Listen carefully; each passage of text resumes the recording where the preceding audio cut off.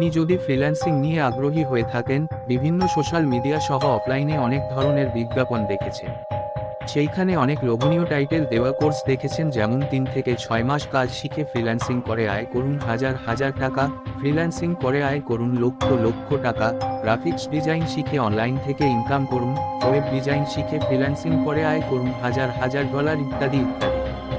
অথবা আপনি ইন্টারনেট দুনিয়ায় বিভিন্ন ব্যক্তির ফ্রিল্যান্সিং করে সফলতা অর্জন করা নিয়ে গল্প শুনে আগ্রহী হয়েছে, আর না হয়তো কারো মার্কেটপ্লেসের ইনকামের স্ক্রিনশট দেখে অনেক আগ্রহী হয়েছে।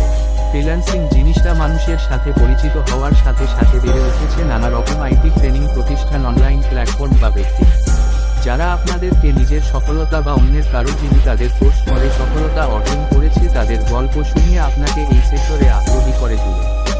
কখনো ভেবেছেন কি আসলে কি এটা সম্ভব 3 মাস বা 1 বছর কাজ শিখে অনলাইনে হাজার হাজার ডলার বা টাকা ইনকাম করা?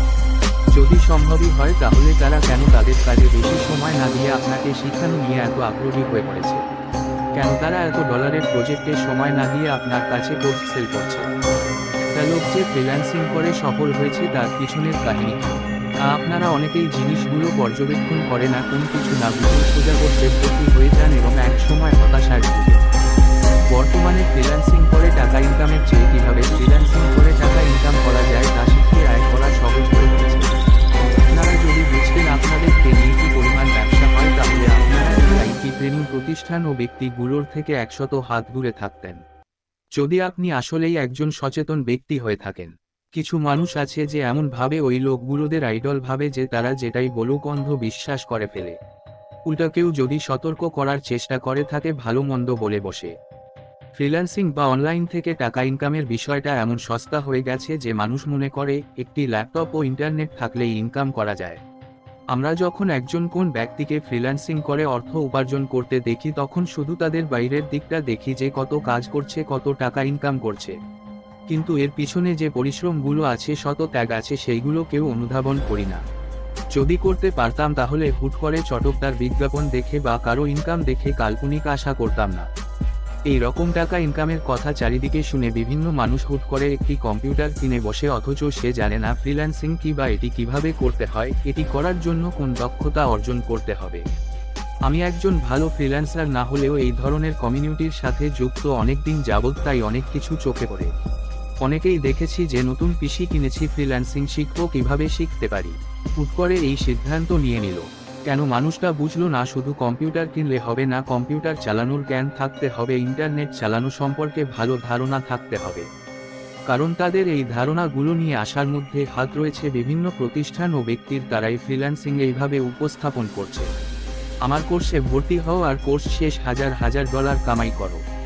শুধু এই প্রতিষ্ঠানগুলোর যে দোষ আছে তা না, দোষ আপনাদেরও রয়েছে। আপনারা লোভে পড়ে অন্ধ বিশ্বাস করে ভালো মন্দ কিছু না বুঝে শুনেও কোর্সে ভর্তি হয়ে যান এবং একটা সময় ইনকাম না করতে পারার জন্য হতাশ হয়ে পড়েন। আবার এটাও সত্য, একটা কোর্স করে যে আপনি সব কাজ বা ফ্রিল্যান্সিং শিখে যাবেন সেটা কখনোই না। একটা কোর্স আপনাকে হাতে খড়ি করিয়ে দিতে পারবে কিন্তু সারা জীবন শিখাতে পারবে না।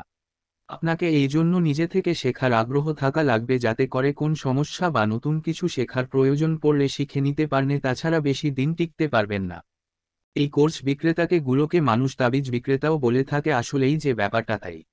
আপনাকে কোর্সে ভর্তি করানোর সময় নানা ধরনের কথাবার্তা বলবে, কিন্তু ভর্তি হওয়ার পর বিষয়টা পুরো উল্টো। যে জিনিসগুলো শিখাবে ফ্রিল্যান্সিং শেখার কোর্সের নামে, সেইগুলোর চেয়ে ভালো টিউটোরিয়াল পাবেন অনলাইনে বা ইউটিউবে, তাও আবার ফ্রিতে। সবচেয়ে উত্তম কাজ হলো নিজে শেখার চেষ্টা করা। ইউটিউব সহ বিভিন্ন ওয়েবসাইট, অনেক রিসোর্স রয়েছে যেখান থেকে আপনি ফ্রিতেই যে কোনো কিছু শিখতে পারেন। শুধু আপনার শেখার আগ্রহটা থাকা লাগবে। তারপর যদি কোনোভাবে নিজেকে এগিয়ে নিয়ে যেতে না পারেন, তারপর কোন মেন্টর বা কোর্সে ভর্তি হওয়ার চিন্তা করতে পারেন। অথবা ফ্রিল্যান্সিং সম্পর্কিত অনেক গ্রুপ আছে যেখানে তাবিজ বিক্রেতা কম, সেইখান থেকে কোন ব্যক্তি বা বড় ভাইকে মেন্টর হিসাবে যোগান দিতে পারেন। কোন না কোন ভালো ব্যক্তিকে পেয়েই যাবেন যে আপনাকে গাইড করবে। ফ্রিল্যান্সিং আসলে শেখার কোন জিনিস না।